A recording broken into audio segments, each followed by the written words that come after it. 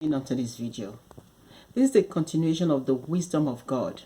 The wisdom of God. There are different wisdom in this world that people use. And the wisdom, which is the wisdom of God, like I said in my other video, is Jesus Christ. Because when we are dealing with men, as long as we are on this earth, we are going to be, dealing with men. We are going to be relating with people. If we don't have the wisdom of Jesus Christ, we are going to be, darkened in our understanding. We are going to be, falling into, the trap of the wicked ones. So it's very important that we have this wisdom, which is the holistic wisdom, the wisdom that discerns, the wisdom that knows things from the Jesus' point of view, the wisdom that is, that rebukes, the wisdom that says as it is, the wisdom that says the truth, the wisdom that don't cover up, the wisdom that look beyond the things of the natural. That is the wisdom of Jesus Christ. An example of this wisdom, like I gave some example in my other video. This is another example that Jesus, or when Jesus demonstrated this wisdom, when he demonstrated it. John 6 verse 15. Jesus, after he has fed the people, he feed the 5,000 people with the loaves of bread and fish. After, he has fed them, he was, about to depart. Let's start from verse 15. John 6 verse 15. After the people saw the sign that Jesus performed, they began to say, surely this is the prophet who is to come into the world. Knowing their hearts, or knowing their intentions, or knowing that they intended to come and make him king by force, withdrew again into a mountain. This is, the Bible, explaining to us or showing us here how Jesus demonstrated the kind of wisdom that he gives. John 6 verse 15. After the people saw the sign that Jesus performed, he has fed the people with, just 2 loaves of bread and 5 fishes, they began to, try to make him king by force. They say to themselves, surely is the prophet that is to come into the world to save the world.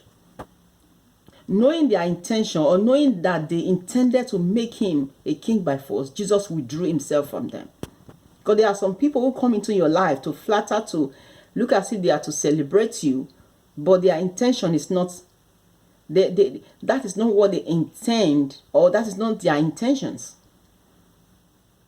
When we are dealing with men, we need the wisdom of God. As long as we are a human being, we must relate with human beings. Because we human beings are very gullible. When the devil is using them, they don't even know. Because they don't have the spirit of discerning. The spirit of discerning is the word of God. It's Jesus' word. So if you are using the model of Solomon wisdom Solomon to pray for wisdom, you're not going to get the right wisdom. Solomon asked for wisdom God gave him. It's a part of the wisdom of God. It's not the holistic wisdom. Because in some areas, he was able to utilize it very well. But in other areas, he messed up. So the wisdom of God is very, very important. That we, apply the wisdom of God. It's very important that we apply the wisdom of God. It's very important. John 6 verse 15, like I said, he knew their intentions that they want to make him king by force. He withdrew himself. So we need the wisdom of God, which is Jesus Christ, to deal with the things of this world. Some people inside the church pray that God should give them wisdom. They pray. One thing you have to ask yourself, as I've said in my other video, check whether it's for a selfish motive.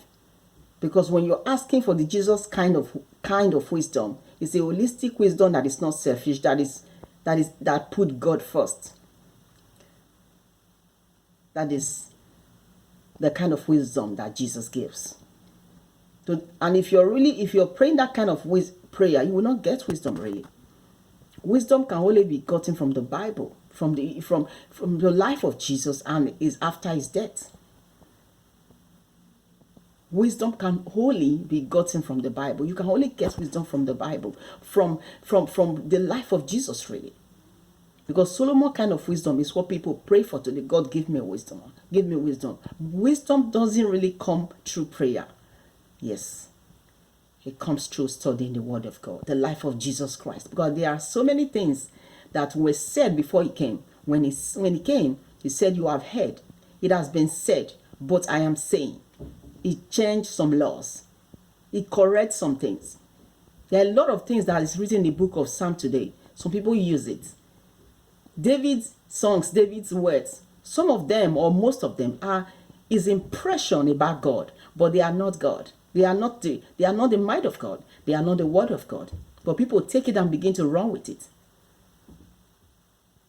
And they are in error. That's a mass impression about God.